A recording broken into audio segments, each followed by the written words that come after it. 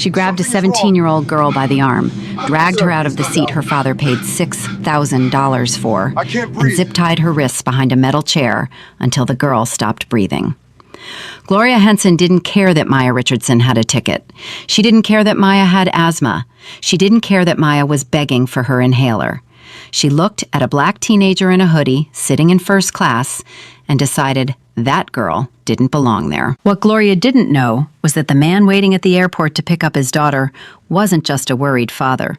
He was the kind of man who could buy the entire airline before breakfast and fire every single person on that plane before lunch. This is the story of the flight that destroyed an empire. Before we begin, if you're new here, subscribe to this channel and hit that bell so you never miss a story where karma hits back hard. Watch this one all the way to the end, because I promise you, the ending will give you chills. And drop a comment right now. Tell me what city you're watching from. I want to see just how far this story travels. Now, let's go back to where it all started. Maya Richardson had a routine for flying. She'd put on her noise-canceling headphones, open her drawing app, and disappear into the music until the wheels touched the ground. It was the only way she could survive being locked inside a metal tube at 30,000 feet. She hated flying. She'd hated it since she was 9 years old, when a turbulence episode over the Atlantic had triggered her first full panic attack. Her father, Derek, had been beside her that time. He'd held her hand and talked her through it, counting backwards from 100 in that deep, steady voice of his until her breathing slowed. But tonight, Derek wasn't beside her. Tonight, Maya was alone in seat 1A on flight PA 2207, the red-eye from London Heathrow to JFK, and she was doing it for him. His 50th birthday was in 2 days.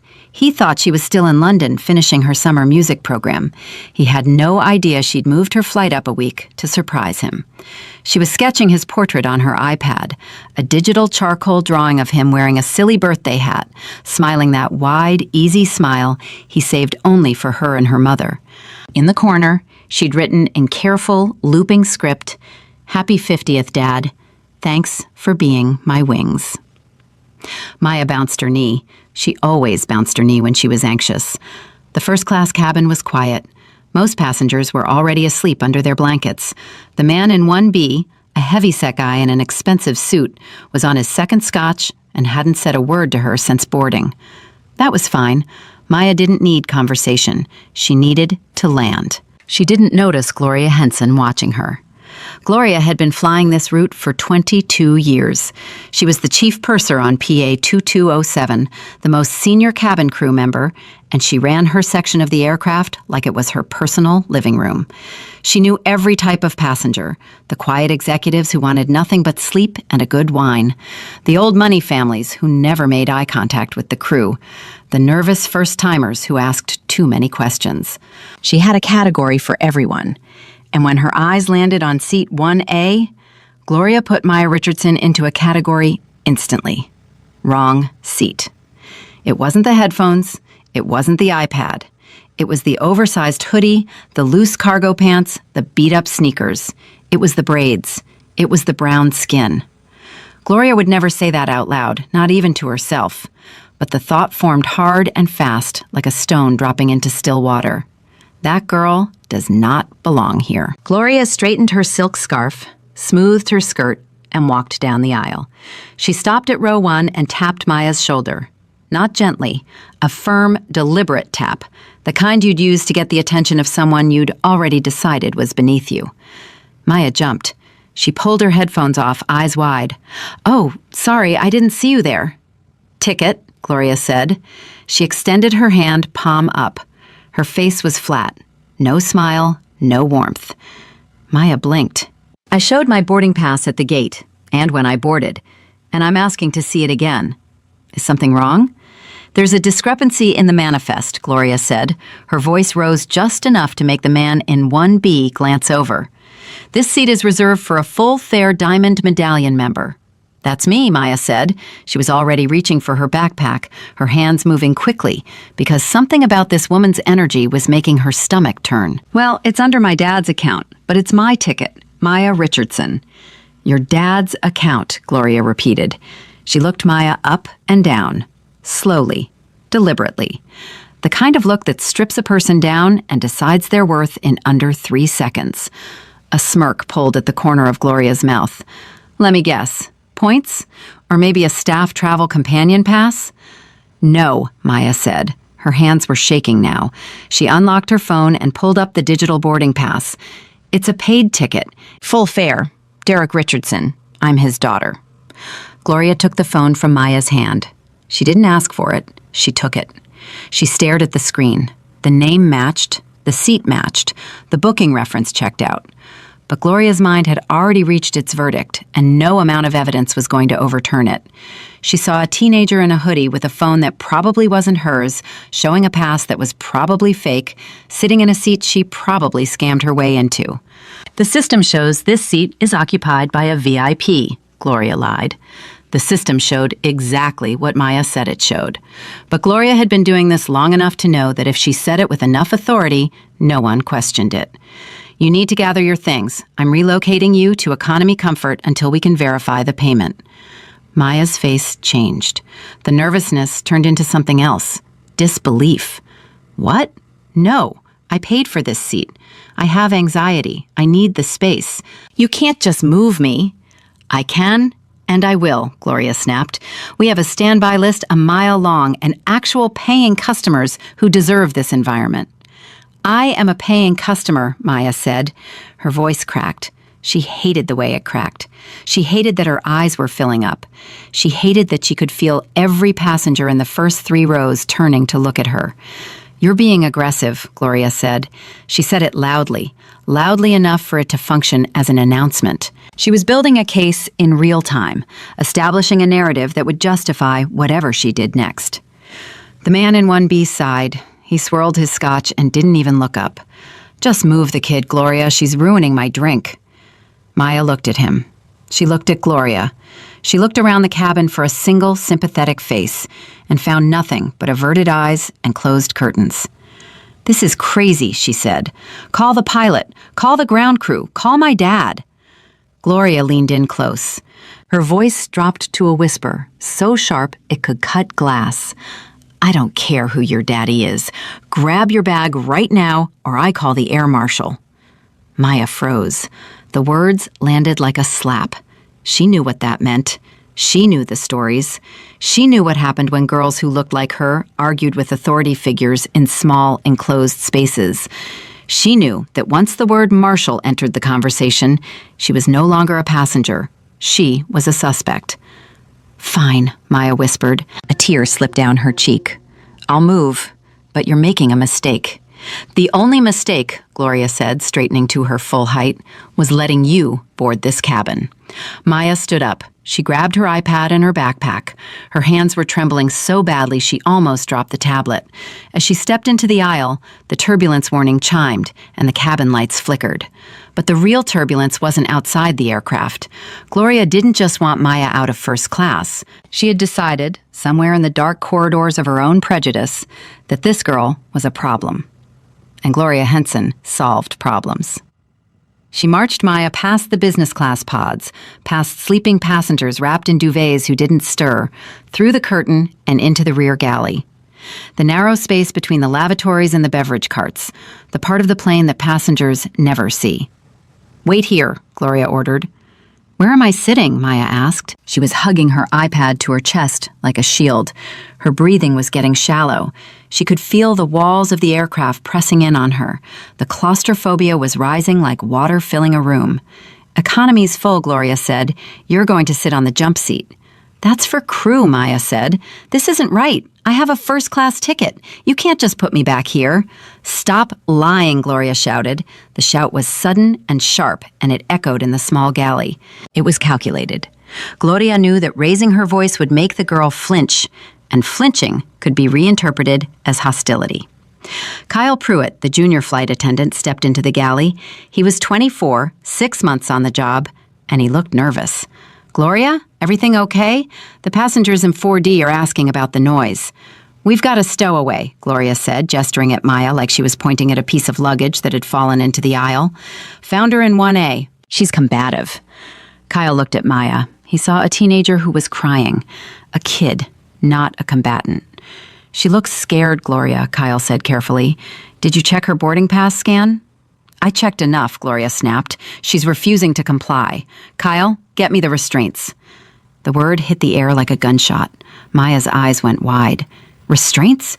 You mean handcuffs? No, please don't do that. She's escalating, Gloria said to Kyle. Her voice was calm now, clinical, even though her eyes were wild. She's a threat to flight safety. Protocol 7C. Restrain the passenger. Kyle hesitated. He looked at Maya. He looked at Gloria. Every instinct in his body told him this was wrong. A 17-year-old girl crying in a galley was not a threat to flight safety. But Gloria was his supervisor. Gloria controlled his evaluations. Gloria had the power to end his career with a single write-up. Gloria, I don't think... Do it, Gloria cut him off, her voice dropping to ice. Or I write you up for insubordination and you never fly international again. Your choice, Kyle. Right now. Kyle crumbled. He hated himself for it, but he crumbled. He opened the emergency locker and pulled out the heavy-duty zip-tie cuffs. Maya backed up against the metal food carts. Her breathing was coming in short, ragged gasps. Please, I have asthma. I have a panic disorder. If you tie me up, I will not be able to breathe. Please, just let me call my dad. His name is Derek Richardson. Just Google him. That's all I'm asking. Just Google his name. Give me your wrists, Gloria said. She stepped forward and grabbed Maya's arm. Her grip was iron. Maya pulled back. It wasn't a swing. It wasn't an attack. It was the instinctive recoil of a scared child pulling away from someone who was hurting her. Don't touch me. Assault, Gloria yelled. She grabbed me. Restrain her now. It was a lie. Kyle knew it was a lie. He'd watched the whole thing. Maya hadn't grabbed anyone. But Gloria's voice had that pitch of authority that overrode his conscience, and before he could think, he was moving. They wrestled Maya into the jump seat. She screamed. The sound was raw and terrified, and it was swallowed by the roar of the engine so that no one in the passenger cabin could hear it clearly. They wrenched her arms behind the rigid metal frame of the jump seat and cinched the zip ties tight. Too tight. The thick plastic bit into the soft skin of her wrists, and she cried out in pain. You can't do this, Maya sobbed. I can't breathe. I can't breathe. Save the drama, Gloria hissed. She pulled the seatbelt across Maya's chest and yanked it tight, pinning the girl to the chair like an animal. You sit here until we land, and if you make one more sound, I will gag you. Do you understand me? Not one sound. Gloria ripped the curtain open and marched back to first class. She stopped at row 1 and smiled at Mr. Whitfield. I'm so sorry about the disturbance, sir. It's been handled. Can I refresh your drink? Whitfield grunted and held out his glass. In the galley, Kyle stood frozen. He was staring at Maya. Her chest was heaving. The tears were streaming down her face. The zip ties were already leaving white pressure marks on her dark skin. Water, Maya gasped. Please, my inhaler, it's in my bag. Kyle looked at Maya's backpack, which Gloria had thrown into the corner like garbage. He took a step toward it. Kyle, Gloria's voice crackled through the galley intercom. Service check, now. Kyle stopped. He looked at the bag. He looked at Maya. He looked at the intercom. I'll be right back, he whispered, and then he left. Maya was alone. The panic attack didn't build slowly. It crashed into her like a wave breaking over a seawall. Her throat constricted. The air that had felt thin before now felt non-existent. She pulled at the zip ties and the plastic sliced deeper into her wrists, and she could feel the blood, warm and wet, running down her fingers. Her heart was hammering so fast it felt like it was trying to escape her chest. She thought about her dad. She pictured his face, the one she'd been drawing on the iPad, the birthday hat, the smile. She tried to count backwards from 100, the way he'd taught her, but she couldn't get past 97. The numbers dissolved. The galley was getting darker. The edges of her vision were closing in. Dad, she thought. Dad, help me. 10 minutes passed. 20 minutes. The cold air from the overhead vent blew across her face, but it didn't matter. Her lungs couldn't process it. The oxygen wasn't reaching her blood. Her struggles grew weaker. The screaming had stopped. The crying had stopped. Her head drooped forward, chin touching her chest. Her fingers, still bound behind her, were turning blue. 30 minutes after Kyle had promised to come right back, he returned to the galley carrying a plastic cup of water. The galley was silent. "Miss," Kyle whispered, "I brought you some water." Maya didn't answer. Kyle stepped closer. "Miss, hey, are you okay?" Nothing. Maya was slumped against the seatbelt, her head hanging at an angle that didn't look natural. She wasn't moving. Kyle dropped the cup. The water splashed across the floor and over Maya's sneakers. He grabbed her shoulder and shook her. Her head rolled back. Her eyes were half open, rolled up, showing nothing but white. "Gloria!" Kyle screamed. His voice cracked into something high and desperate that didn't sound like a man at all. "Gloria! She's not breathing!" The curtain ripped open. Gloria stood there, her face still arranged in its professional mask. She looked at Maya. The mask cracked. For one terrible second, everything Gloria had told herself about protocol and procedure and authority evaporated. And she saw what she had done. She saw an unconscious child tied to a chair with blue fingers and blood on her wrists. "Wake her up," Gloria said. Her voice was shaking. "She's faking it." Kyle shook Maya again. Her body was dead weight. She didn't react. She didn't groan. She didn't flinch. "She's not faking, Gloria. She's unconscious. We need a doctor right now." Gloria's face went white. Her eyes dropped to the zip ties cutting into Maya's wrists. Then her eyes moved to something she had ignored hours ago, the luggage tag on Maya's backpack. It was a first-class priority tag, printed by the airline's own system, with the name Richardson, M, in bold black letters. Gloria stared at that tag, the name she had dismissed, the proof she had refused to see. It had been there the entire time, hanging off the bag she'd thrown on the floor. "Oh, God," Gloria whispered. "We're landing in 20 minutes, Kyle said, his voice breaking. "What do we do?" Gloria's panic didn't turn into remorse. It turned into survival. "We stick to the story," she hissed, grabbing Kyle's arm. "She was violent. She assaulted me.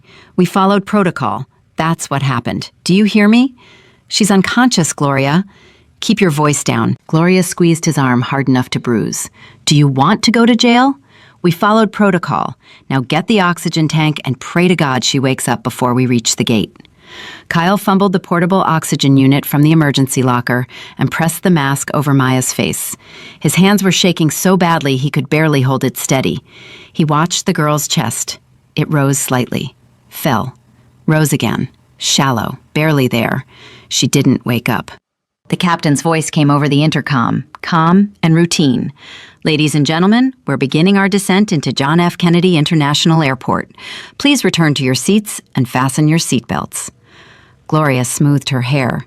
She checked her reflection in the steel surface of the coffee pot. She practiced her statement in her head. Passenger was non-compliant, threatened crew safety, restrained per protocol. She told herself the story so many times she almost believed it. But 3,000 miles below, on the ground at JFK, a phone was already ringing. Maya's smartwatch had done what Maya couldn't do for herself. It had detected a heart rate spike to 187 beats per minute, followed by a sudden crash, followed by near-zero movement for over 20 minutes. The watch had classified this as a critical medical emergency and sent an alert to Maya's emergency contact with her GPS coordinates. Derek Richardson was sitting in his car in the JFK cell phone lot. He had a birthday cake in the trunk. He was listening to Coltrane on the stereo, smiling, thinking about the look on Maya's face when she'd see him waiting at arrivals. His phone buzzed. He glanced at it. The notification was red. Not orange, not yellow. Red. Maya, critical distress, heart rate anomaly. Location, in flight. Altitude, 12,000 feet descending. Derek stared at the screen. The smile died on his face. He read it again. Critical distress. His daughter. His baby girl. He didn't call Maya. If she was in critical distress, she couldn't answer. He didn't call the airline. They would put him on hold and transfer him 3 times before anyone understood what he was saying. Derek Richardson had not built a billion-dollar empire by following the expected channels. He called John Carver, the chief of airport security at JFK, a man he'd known for a decade, a man who owed him more than one favor. "John," Derek said. His voice was calm, terrifyingly calm. The kind of calm that people who knew Derek Richardson understood meant that someone, somewhere, was about to have the worst day of their life. "Something is happening to my daughter on Pacific Alliance Flight 2207. She's in medical distress. The plane is landing in 15 minutes. I need to be on that tarmac when the wheels touch down. Right now, John. Not in 10 minutes. Now." There was a pause on the other end. Then John Carver said, "I'm sending a car to your location. Stay on the line." Derek hung up. He dialed another number, his chief of security. "Marcus, bring the team to JFK, Gate 42, full detail, and call an ambulance, private, have it on the tarmac." He put the car in drive and headed toward the airport, doing 90 on the Van Wyck Expressway. He didn't turn on the hazard lights. He didn't honk. He drove with the focused precision of a man who had decided that nothing, not traffic, not airport security, not the laws of physics, was going to stand between him and his daughter. The birthday cake slid off the back seat and hit the floor. Derek didn't notice. He was already gone. The father had left the building. What was coming to that aircraft was something else entirely. Flight PA-2207 touched down at 11:47 p.m. The landing was smooth. The passengers in the cabin applauded politely, the way people always do when a plane lands safely, not knowing that in the rear galley, a girl was dying. The captain's voice came on. "Ladies and gentlemen, welcome to New York. Local time is 11:47. We've been asked to hold position on the tarmac briefly for ground coordination. We'll have you at the gate shortly." Gloria exhaled. She assumed it was police. She assumed they were coming for Maya, the stowaway, the combative passenger she had manufactured in her own mind. Good. They would take the girl. They would validate everything Gloria had done. She smoothed her skirt one more time and walked toward the front of the plane to meet the authorities. She passed Mr. Whitfield in 1B. He was awake now, watching her with an expression she couldn't read. His phone was in his hand. The screen was dark, but the small red recording light was on. Gloria didn't notice.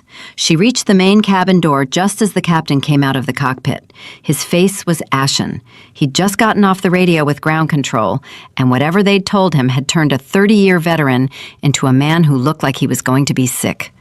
"Gloria," the captain said, "what happened in the rear galley?" "Captain, I have it under control. The passenger is—" "What happened, Gloria?" She hesitated. Something in his voice was different. Something was very wrong. She was non-compliant. "I followed Protocol 7C. She's restrained in the jump seat. She had a medical episode, but Kyle administered oxygen and—" "Ground control just informed me," the captain said slowly, "that Derek Richardson is on the tarmac. He's demanding to board this aircraft." Gloria stared at him. "Who?" "Derek Richardson," the captain repeated. "The girl's father. He runs Richardson Capital." The name didn't register. Gloria didn't follow finance. She didn't read the business pages. She didn't know the names of the men who moved markets and made empires. "So," Gloria said, "he can meet his daughter at the gate like everyone else." The captain looked at her like she had just signed her own death warrant. "Gloria, there are 6 black SUVs on the tarmac. There's a private ambulance. There are 2 Port Authority cruisers. The man out there is worth $4 billion, and his daughter is unconscious in our galley. Do you understand what is happening right now?" The blood drained from Gloria's face so fast that she swayed on her feet. She reached for the bulkhead to steady herself. $4 billion. The words echoed in her skull. She turned and looked down the aisle toward the galley curtain, behind which an unconscious 17-year-old girl was zip-tied to a jump seat with blue fingers and bloody wrists. "Cut them off," Gloria whispered.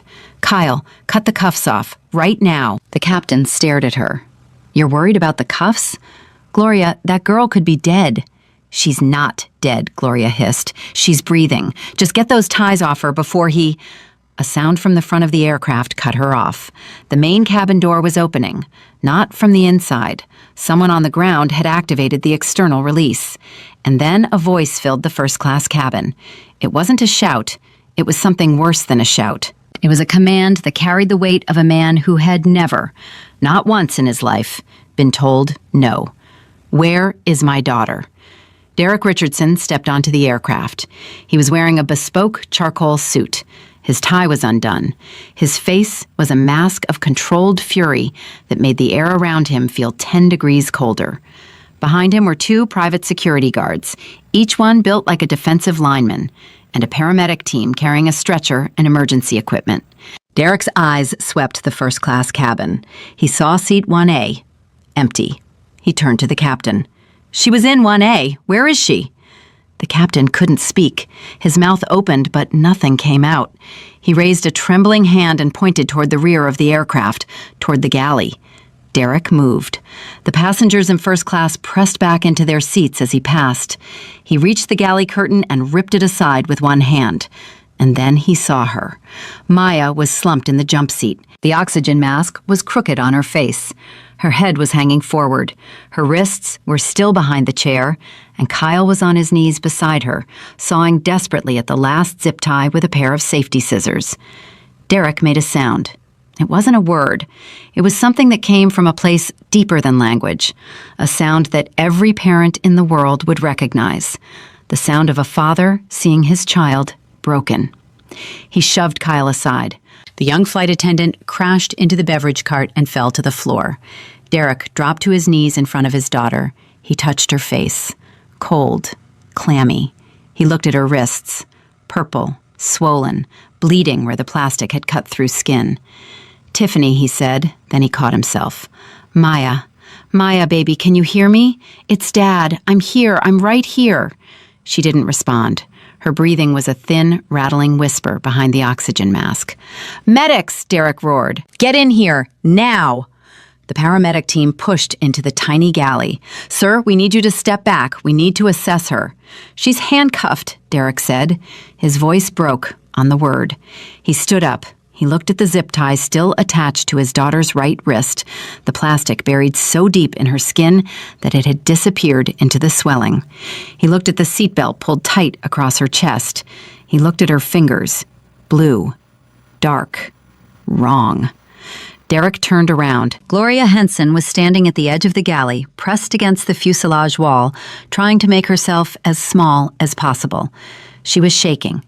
Derek looked at her name tag. He looked at her face. He stepped toward her. "Did you do this?" Gloria opened her mouth. She didn't have a valid ticket. She was aggressive. I followed protocol." "Did you do this to my daughter?" I didn't know who she was." Derek's eyes changed. Something behind them went very still and very dark. "You didn't know who she was," he repeated. "She's 17 years old. She's a concert pianist. Those hands that you crushed with your zip ties, those are her life. She told you she had asthma. She told you her name. She begged you for her inhaler. And you didn't know who she was?" "Sir, she's got a weak pulse," the medic called out. "Respiratory distress. We're moving her now." Derek turned away from Gloria like she had ceased to exist. "Go. Get her out of here." They cut the last zip tie. They lifted Maya onto the stretcher. Her arms fell limp at her sides, and Derek caught her right hand. He held it gently, the way you hold something that might shatter. The paramedics carried her down the aisle of the aircraft, past every single passenger who had been on that flight, past the business class travelers who had slept through a child's screams, past Mr. Whitfield, who was still holding up his phone, recording, past the empty seat 1A, where a birthday portrait was still open on a cracked iPad that nobody had bothered to pick up. At the aircraft door, Derek stopped. He turned back. The captain, Gloria, and Kyle were standing in the aisle, frozen, a tableau of guilt and fear. "Don't leave this airport," Derek said. His voice was quiet, quieter than anything he'd said before, and that quietness was the most terrifying sound anyone on that plane had ever heard. "I'm having the FAA ground this aircraft. By the time I get to the hospital, none of you will have jobs. By the time my daughter opens her eyes, none of you will have careers. And if she doesn't open her eyes..." He didn't finish the sentence. He didn't need to. Derek walked off the plane and into the night. The cabin was silent for a long time. Then Mr. Whitfield in 1B slowly put down his phone. He looked at Gloria, who was still standing in the aisle, her face the color of old paper. "Lady," Whitfield said, "I just looked up Derek Richardson. Do you have any idea what you just did?" Gloria didn't answer. She couldn't. Her legs gave out and she sat down in the nearest seat, staring at nothing. Kyle was still on the galley floor. He was holding Maya's iPad. He'd found it kicked under the beverage cart during the chaos. The screen was cracked, but still lit. He looked at the drawing, the portrait of a father in a birthday hat, the words in the corner. "Happy 50th, Dad. Thanks for being my wings." Kyle pressed the iPad against his chest and sobbed. The ambulance hit 90 on the Van Wyck Expressway. Every bump in the road sent a jolt through Derek's spine, but he didn't move. He was holding Maya's hand, the left one, because the paramedic was working on the right. Sarah, the lead medic, had cut away the remains of the zip tie that Kyle hadn't finished sawing through, and what was underneath made Derek's jaw clench so hard his teeth ached. The skin was split open, not scraped, split. The plastic had been pulled so tight that it had acted like a wire, slicing into the tissue. The wrist was swollen to nearly twice its normal size, and the fingers were still blue, still cold, still wrong. "Talk to me," Derek said. "Is she stable?" Sarah checked the cardiac monitor. Her pulse is thready but holding. Oxygen levels are climbing now that she's on the high-flow mask. She's breathing on her own, Mr. Richardson, but she's deeply unconscious. Why won't she wake up? Her body shut itself down, Sarah said carefully. The panic attack restricted her airway. Without her inhaler, without intervention, the oxygen deprivation hit critical levels. Combined with the physical restraint cutting off circulation to her extremities, her nervous system went into protective shock. It's like a circuit breaker tripping. A circuit breaker, Derek repeated. He looked at his daughter's face. She looked 12 years old. She looked like the little girl who used to fall asleep on his chest while he watched football on Sundays. When does the circuit breaker flip back? Sarah didn't answer right away, and that silence told Derek more than any words could. They arrived at Jamaica Hospital at 12:19 a.m. The emergency team was already waiting at the ambulance bay. They transferred Maya to a gurney and rushed her through the double doors. Derek followed until a nurse stopped him at the entrance to the trauma unit. "Sir, you need to wait here. The team needs space to work." "That's my daughter." "I know, sir, and the best thing you can do for her right now is let us do our jobs. Someone will update you as soon as we have her stabilized." Derek stood in that hallway for 11 minutes. He counted every second. He paced 4 steps forward, 4 steps back. His phone was vibrating constantly in his pocket, but he ignored it. The only call he was waiting for was from the other side of those double doors. At 12:30, he made 2 calls. The first was to David Mercer. David picked up on the second ring, even though it was past midnight. David Mercer didn't have normal hours. He was Derek's chief legal officer, and in certain circles of New York law, people called him the surgeon because of the way he could dissect an opponent's case with cold, clinical precision. "David, I need you at Jamaica Hospital, now." "What's going on?" "They handcuffed Maya on the plane," Derek said. The words came out flat, controlled. But David had known Derek for 15 years, and he could hear the earthquake underneath. They zip-tied a 17-year-old girl to a chair and left her until she stopped breathing. "She's in the trauma unit right now. I don't know if she's going to wake up." Silence. Then David said, "I'm leaving my house right now. I'll be there in 30 minutes. And Derek?" "Yeah?" "Don't talk to anyone. Not press, not police, not the airline. Not a single word until I'm standing next to you. I'm not talking to anyone tonight, David. Tonight is about Maya. But tomorrow, I want you to freeze everything. The airline's assets, the flight manifest, the crew records, the cockpit voice recordings, the gate surveillance, everything. I want Pacific Alliance Airways to wake up tomorrow morning and realize they don't own their own company anymore. I'll start the calls from the car." Derek hung up. He made his second call. This one was harder. This one required him to say words that no father should ever have to say to his child's mother. Camille Richardson answered on the first ring. She was on shift at Mount Sinai, 3 hours into a 12-hour rotation in the pediatric surgical unit. "Hey, did she land? Is she surprised to see you?" Derek closed his eyes. "Camille, I need you to come to Jamaica Hospital." The pause lasted 2 seconds, but it contained a lifetime. Camille was a surgeon. She understood the geography of New York hospitals the way a general understands a battlefield. Jamaica Hospital was in Queens. It had a level 1 trauma center and a neurological ICU. Nobody went to Jamaica Hospital for a headache. What happened? Her voice changed. The warmth vanished. The surgeon appeared. Derek, what happened to Maya? She's alive, Derek said quickly, because he knew that was the first thing she needed to hear. She's unconscious. They're working on her now. Something happened on the plane. The flight crew restrained her. She had a panic attack, and they didn't give her the inhaler, and she lost consciousness. Restrained her how? Zip ties behind her back for at least 45 minutes. Camille didn't scream. She didn't cry. She went completely silent. And Derek knew that silence. It was the same silence she brought to the operating room when a case went wrong. The silence of a mind processing catastrophic information and already calculating the response. I'm leaving now, Camille said. Have them check for compartment syndrome in both wrists. If the circulation was cut off for 45 minutes, the nerve damage could be... Camille, I know, I'm coming. She hung up. Derek put his phone in his pocket and pressed his forehead against the cold wall of the hospital corridor. He stayed like that for a long time. Camille arrived at 1:15 a.m. She was still wearing her scrubs. She hadn't stopped to change, hadn't stopped for anything. She walked into the waiting room and Derek stood up. The moment she saw his face, the surgical composure fractured.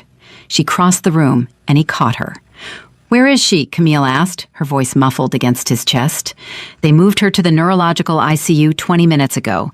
She's sedated. They're keeping her blood pressure down. Sedated? Why? What are they worried about? Derek took her hands. The doctor said the oxygen deprivation may have caused some swelling. They're monitoring. Swelling where, Derek? He didn't want to say it. The brain. Camille pulled away from him. Her eyes were dry, but they were burning. Take me to her, right now. They walked into the ICU room together. The machines beeped in steady rhythm. Maya lay in the bed with an endotracheal tube taped to her mouth because her throat had swollen shut from the trauma. Her arms were elevated on pillows. Both wrists were wrapped in thick bandages, but the tips of her fingers were visible, dark, swollen, discolored.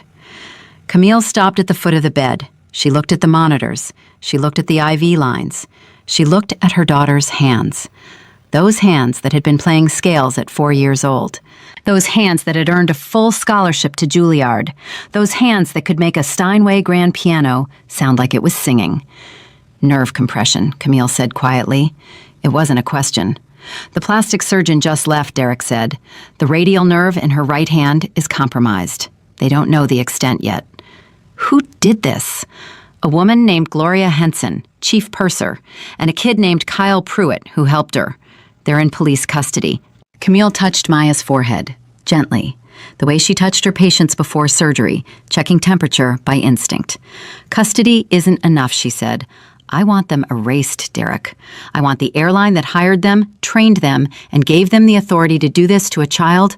I want it gone. It will be, Derek said. I promise you that.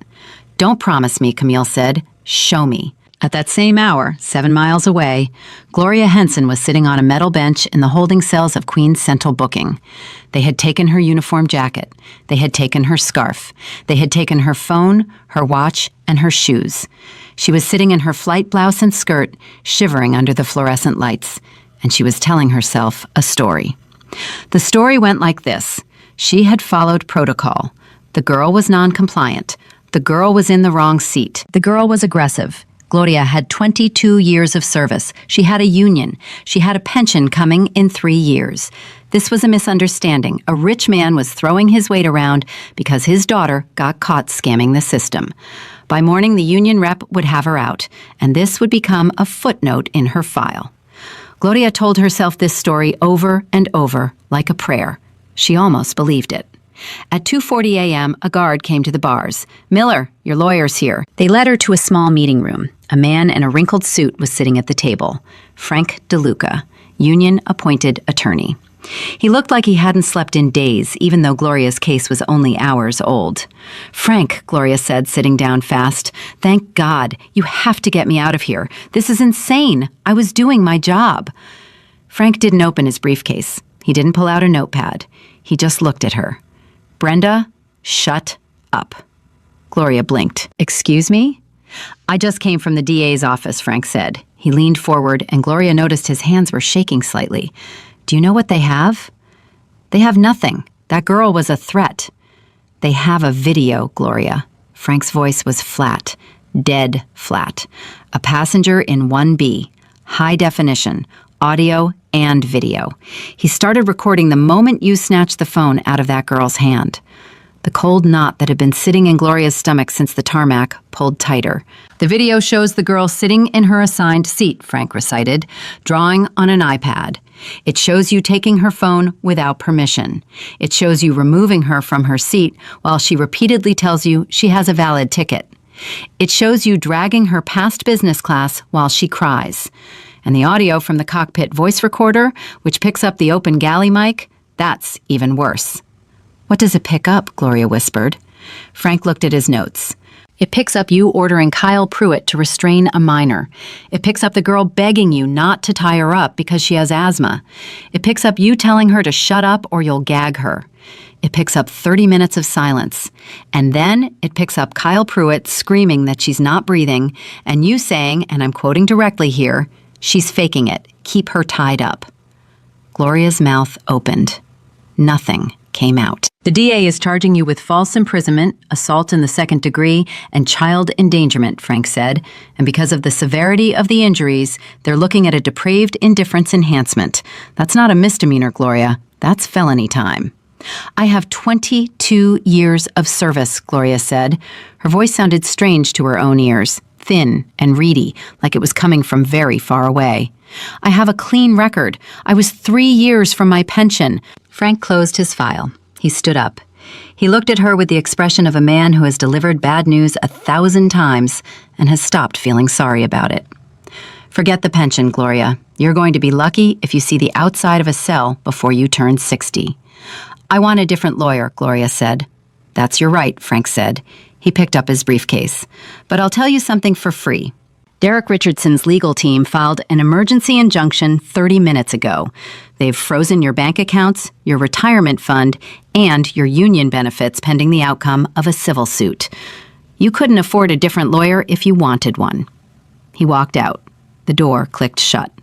Gloria sat alone under the buzzing fluorescent light and felt the walls of the room closing in, the same way the walls had closed in on Maya in that galley.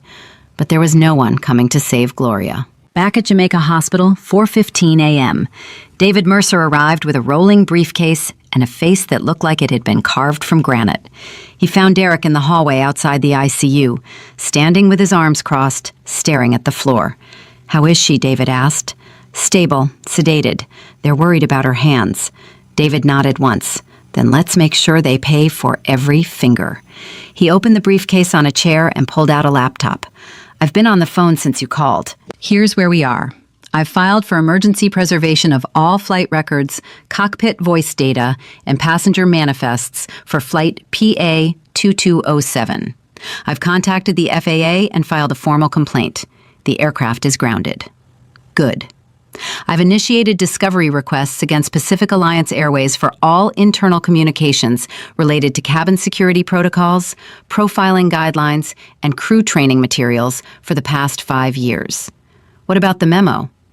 David looked up. "What memo?" 3 months ago, Derek said, I heard a rumor through my logistics network that Pacific Alliance issued an internal directive to flight crews. Something about being aggressive with ticket verification on international first-class routes.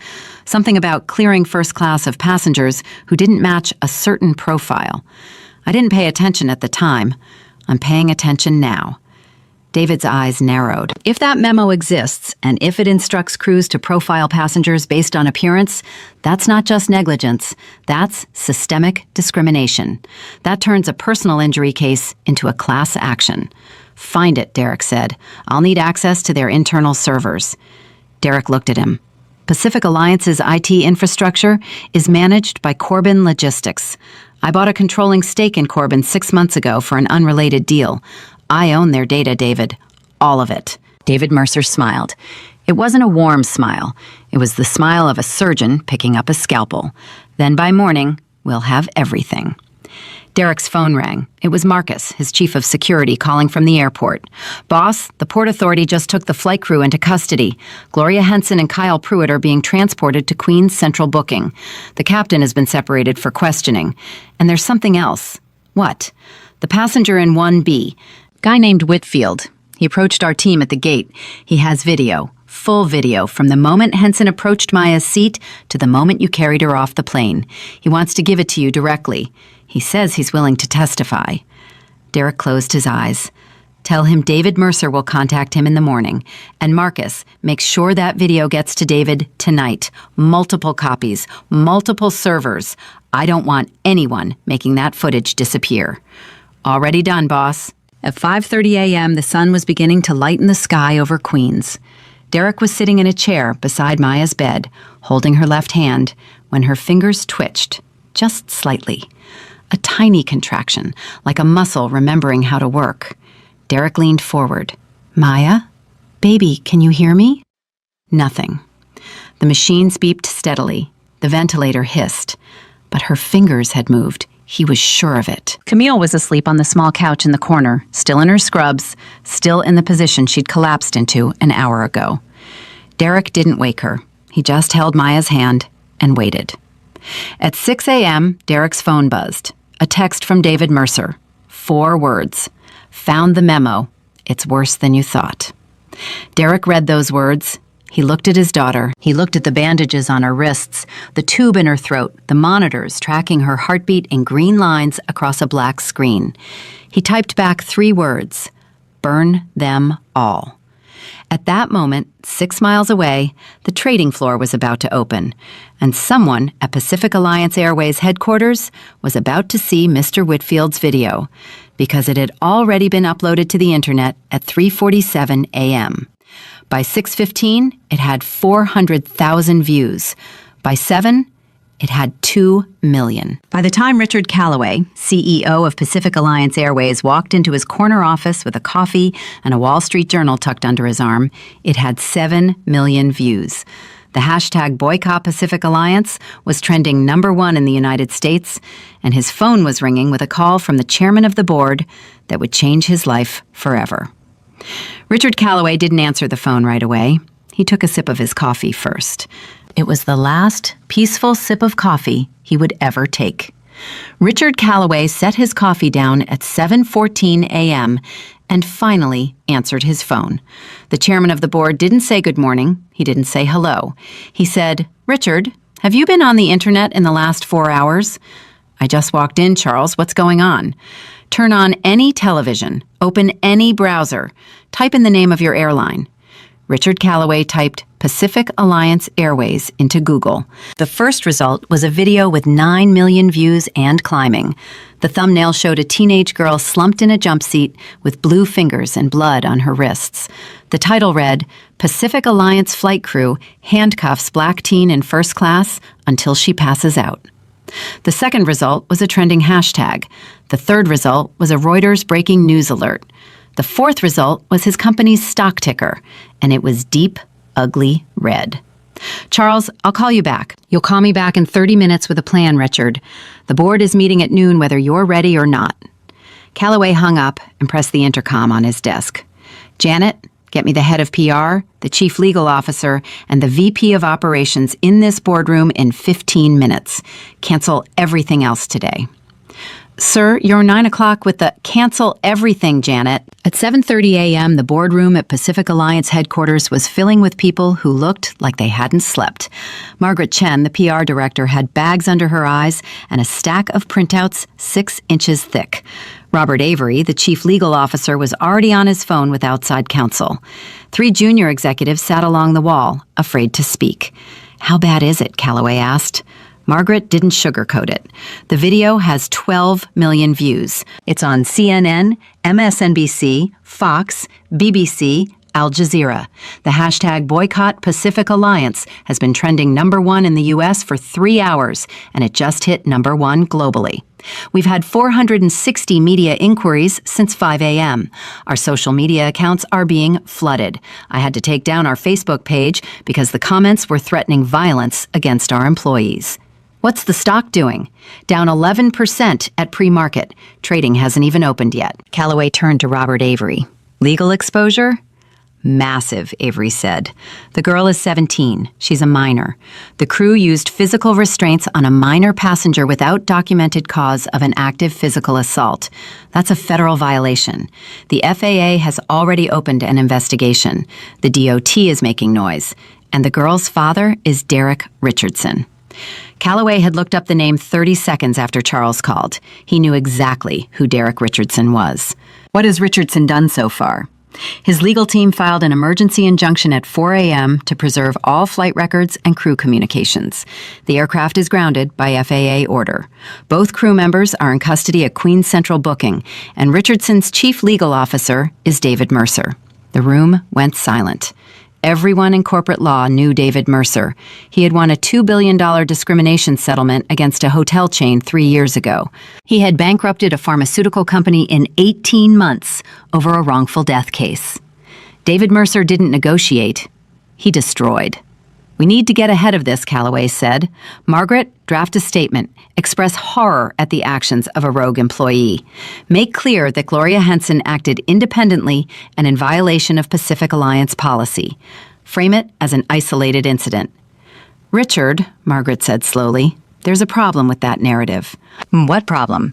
Margaret pulled a sheet of paper from her stack and slid it across the table.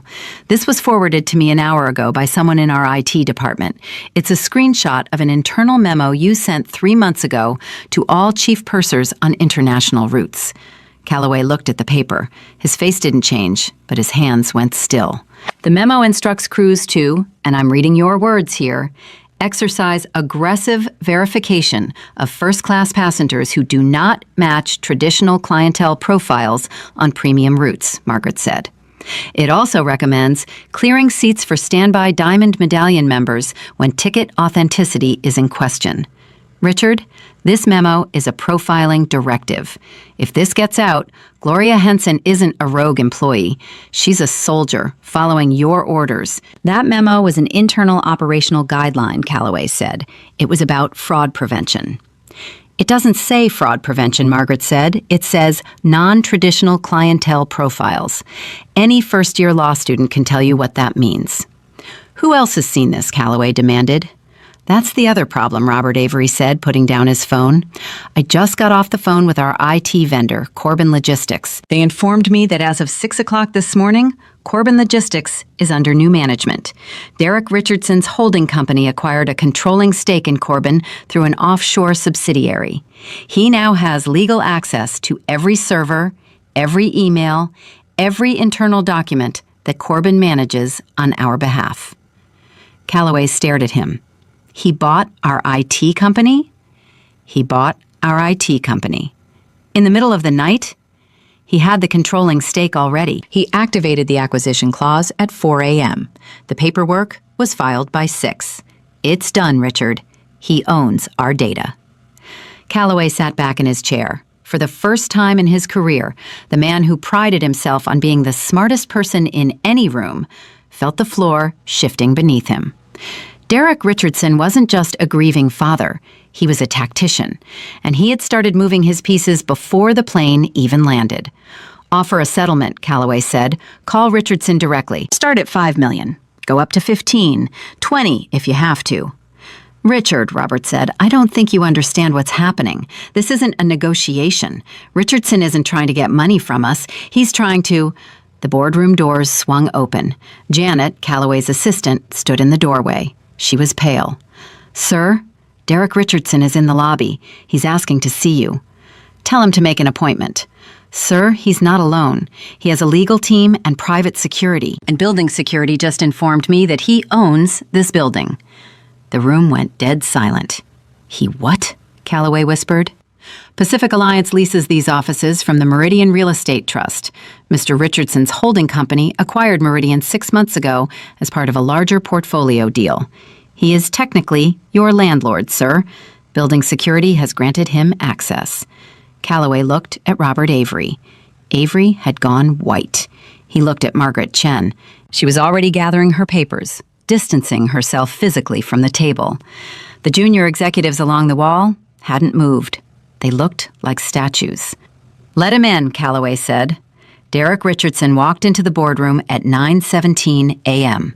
He was wearing a charcoal suit that fit him like armor. His face was clean-shaven. His eyes were clear. If you didn't know that he'd spent the night in a hospital watching his daughter breathe through a tube, you'd never guess it. He looked rested. He looked calm. He looked like a man who had already won and was simply here to deliver the verdict. David Mercer walked in behind him carrying a thin leather briefcase. 2 security personnel took positions outside the door. "Mr. Richardson," Calloway said, standing. He extended his hand. "I'm glad you came in. We were just discussing how to reach out to you. Please, sit down. Let's talk about how we can make this right." Derek didn't shake his hand. He didn't sit down. He walked to the opposite end of the table, 20 feet from Calloway, and placed a single manila folder on the polished mahogany surface. "I'm not here for a settlement, Richard. I don't want your money. I have more money than you." "Then what do you want? Name it." "I want accountability." "You have it. Gloria Henson has been terminated effective this morning. The entire crew of Flight 2207 has been suspended pending investigation. We are cooperating fully with the FAA and the DOT. You fired a woman who's already in jail, Derek said. That's not accountability. That's housekeeping. He tapped the manila folder. "Open it." Calloway reached across the table and opened the folder. Inside was a single document. He recognized it immediately because he had written it. The internal memo, the one about aggressive verification, the one about non-traditional clientele. His signature was at the bottom. "Where did you get this?" Calloway's voice dropped. "I told you, I own your data. This is a privileged internal communication. You can't use this." "I'm not using it," Derek said. "Not yet. Right now, I'm showing it to you. The question is what you're going to do about it before I show it to everyone else." "This memo is about fraud prevention," Calloway said. "It has nothing to do with what happened on that plane." Derek looked at him. The look was patient, almost pitiful, the way you look at someone who doesn't realize they're already drowning. "Richard, I sat in a hospital room last night and watched a plastic surgeon examine my daughter's hands. She's a concert pianist. She was accepted to Juilliard. The nerve in her right hand is damaged because your flight crew zip-tied her wrist so tight that the blood stopped flowing for 45 minutes. The doctor told me she might never play again." Calloway opened his mouth to speak. "I'm not finished," Derek said, and Calloway's mouth closed. "My daughter told your crew her name. She showed them her boarding pass. She begged them to verify her ticket. She begged them for her inhaler. She told them she had asthma. She told them she had a panic disorder. She told them to call me. She told them to Google my name. Your chief purser ignored every single word, dragged her out of the seat I paid $6,000 for, zip-tied her to a jump seat, threatened to gag her, and walked away to pour a man a scotch while my daughter suffocated alone in a dark galley. Nobody in the room breathed. And she did all of that," Derek continued, "because my daughter is a black girl in a hoodie, and your memo told her that black girls in hoodies don't belong in first class." "That's not what the memo says," Calloway protested weakly. "That's exactly what the memo says, and you know it, and every jury in America will know it when David puts it on a screen in a courtroom." David Mercer opened his briefcase and pulled out a second document. "This is the civil complaint we filed this morning in the Southern District of New York. It names Gloria Henson, Kyle Pruitt, Captain James Wheeler, Pacific Alliance Airways as a corporate entity, and you personally, Mr. Calloway, for systemic racial discrimination, corporate negligence, and deliberate infliction of emotional distress on a minor." "You can't name me personally," Calloway said. "You signed the memo," David replied. "You created the policy environment that led directly to the assault on a child. You are personally liable." Calloway looked around the table. Not one of his executives would meet his eyes. Margaret Chen was staring at the table. Robert Avery was studying his phone. The junior executives had stopped breathing. Derek pulled a small remote from his pocket and pointed it at the display screen mounted on the boardroom wall. The stock chart that had been showing Pacific Alliance's cratering share price disappeared. In its place was a live news feed, a press conference happening right now on the sidewalk outside this building. Camille Richardson was at the podium. She was wearing a white blouse, and her face was steady, composed, and devastating. Next to her stood Mr. Whitfield, the passenger from seat 1B, and next to him, in a wrinkled shirt with dark circles under his eyes, stood Kyle Pruitt. Kyle turned witness, Calloway whispered. His lawyer called David at 7 this morning, Derek said. Kyle is 24 years old. He made a terrible decision because he was afraid of losing his job. He's going to live with that for the rest of his life. But he's willing to tell the truth, all of it, including the part about your memo, including the part about your zero-tolerance policy for crew hesitation, including the part where Gloria told him she'd destroy his career if he didn't restrain a 17-year-old girl. On the screen, Camille leaned into the microphone. My daughter woke up this morning at 6 a.m. The first thing she asked for was her father. The second thing she asked was whether she would ever play the piano again. The doctors couldn't answer that question. What I can tell you is that Maya Richardson did everything right. She had a ticket. She was polite. She was compliant. She moved when they told her to move. She showed her boarding pass when they asked. And none of it mattered, because the moment Gloria Henson looked at my daughter, she decided that a black girl in a hoodie couldn't possibly belong in first class. That decision nearly killed my child. Camille paused. The cameras flashed.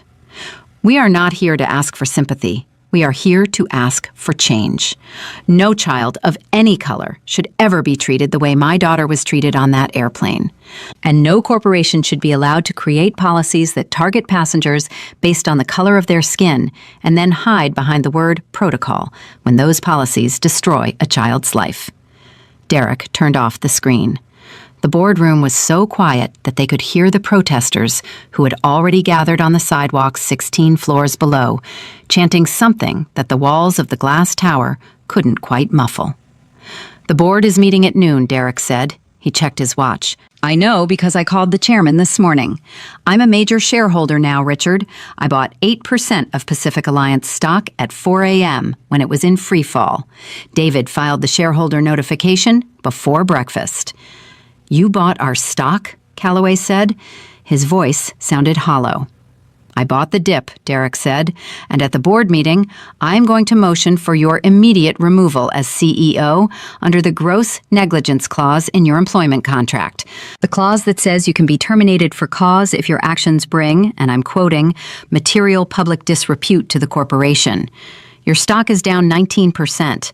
Your airline is trending worldwide for torturing a child. Your internal memo is about to become a federal exhibit. I'd say that qualifies. If you remove me, you tank the stock further, Calloway said. It was his last card. The company needs stability. The company needs a soul, Derek said. And you don't have one. He buttoned his jacket. Fired for cause, Richard. No golden parachute, no severance, no consulting deal. Nothing. You walk out of this building with what's in your pockets. Derek turned and walked toward the door. David Mercer gathered the documents and followed. At the door, Derek stopped. Richard. Calloway looked up. He looked 10 years older than he had an hour ago. My daughter is 17, Derek said. She drew me a birthday picture on that plane. She was coming home to surprise me. She was sitting in her seat, bothering no one, drawing a portrait of her father in a birthday hat. And your airline put her in handcuffs until she stopped breathing. Think about that when you're explaining to your own family why you lost everything. He walked out. The door closed behind him with a soft click that sounded like the last nail in a coffin. Richard Calloway sat at the head of the table. His phone was ringing. It was the chairman again. The stock ticker on his computer showed Pacific Alliance down 21% and falling. The protesters outside were getting louder. His chief legal officer was packing his briefcase, already preparing to distance himself. Margaret Chen stood up, straightened her jacket, and said, I'm going downstairs to face the press. I won't defend the memo, Richard. I'm going to tell them the truth. Margaret, if you go down there, then fire me. She walked out. One by one, the executives filed out of the boardroom. Nobody looked at Calloway. Nobody spoke to him. The room emptied like water draining from a sink until Richard Calloway was sitting alone at the head of a 20-foot mahogany table with a cold cup of coffee and a phone that wouldn't stop ringing. He picked it up. "Richard," the chairman said, "the board has moved the meeting to 10 a.m. We're not waiting until noon. Your presence is optional." "Charles, I can explain. Your presence is optional, Richard. I'd suggest you use the next hour to call your personal attorney." The line went dead. At 10:47 a.m., the Board of Directors of Pacific Alliance Airways voted unanimously to terminate Richard Callaway as CEO, effective immediately, for cause. The vote took 6 minutes. No one spoke in his defense. His access badge was deactivated before he reached the elevator. Building security escorted him through the lobby, past the marble fountain with the Pacific Alliance logo, and out the front doors, where a wall of cameras and reporters were waiting. Richard Callaway covered his face with his hand and pushed through the crowd.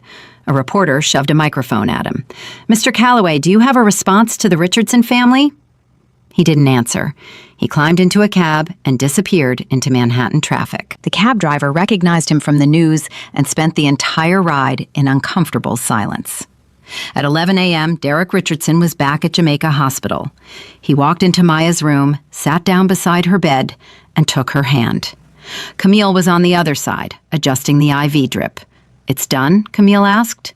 "Callaway's out. The board fired him for cause. No severance." "Good." David's filing the federal discrimination suit this afternoon. The DOJ is opening an investigation into the airline's profiling practices. Whitfield's video has 43 million views. Kyle Pruitt is cooperating fully, and Gloria Henson's bail hearing is in 2 hours. David is going to argue she's a flight risk. Camille nodded. She looked at Maya. The ventilator was gone. They had removed the tube an hour ago when Maya's throat swelling had gone down enough for her to breathe on her own. She was still sedated, but lighter now. The doctors were bringing her up slowly. "She squeezed my hand," Camille said quietly. 20 minutes ago. I was talking to her about nothing, just rambling, telling her about Mrs. Patterson's cat getting stuck in the tree again, and she squeezed." Derek felt his eyes burn. He leaned forward. "Maya? Baby, it's Dad. I'm here. I'm right here. Squeeze my hand if you can hear me." 5 seconds passed. 10. Then Maya's fingers twitched. Just barely. Just enough. And then they closed, weakly, around Derek's hand. Derek pressed his forehead against the bed rail and wept. He wept for the first time since he'd found her on that plane. All the rage, all the strategy, all the cold precision he'd used to dismantle an empire in 12 hours, it all dissolved, and what was left was just a father holding his daughter's hand, grateful that she was still alive to hold it back. Maya opened her eyes at 3:47 p.m. on a Tuesday afternoon, 2 days after flight PA 2207 had landed at JFK. The first thing she saw was a ceiling she didn't recognize. White tiles, fluorescent lights dimmed to a soft glow. The first thing she heard was a beeping sound, steady and rhythmic, coming from somewhere to her right. The first thing she felt was her father's hand wrapped around hers, warm and solid, and she knew before she fully woke up that something terrible had happened, because Derek Richardson did not hold her hand while she slept unless the world had gone wrong. "Dad?" Her voice came out as a whisper, raw and scraped, like someone had taken sandpaper to the inside of her throat. Derek was on his feet before the word finished leaving her mouth. "I'm here. I'm right here, baby. Don't try to talk too much. Your throat is going to be sore." "Where am I?" "Jamaica Hospital. You're safe. You're okay." Maya blinked. Her mind was foggy, thick with sedation, but pieces were coming back. The plane, the woman, the galley, the zip ties. She tried to lift her right hand, and a bolt of pain shot from her wrist to her elbow, so sharp that she gasped. "Don't move your hands," Derek said quickly. "They're bandaged. The doctors are taking care of them." Maya looked down. Both of her arms were resting on pillows, wrapped in white bandages from the knuckles to halfway up her forearms. The tips of her fingers were visible. They were swollen and discolored, but they were pink now, not the terrible blue they had been on the plane. She stared at them. Then she stared at her father. "She wouldn't let me breathe," Maya said, her eyes filled with tears. "I told her I had asthma. I told her my name. I told her to call you. She wouldn't listen. She said I didn't belong there, Dad. She said the only mistake was letting me board." Derek sat on the edge of the bed. He didn't trust himself to speak for a moment, because the rage was right there, right behind his teeth. And Maya didn't need his rage. She needed her father. "I know," he said. "I know everything that happened.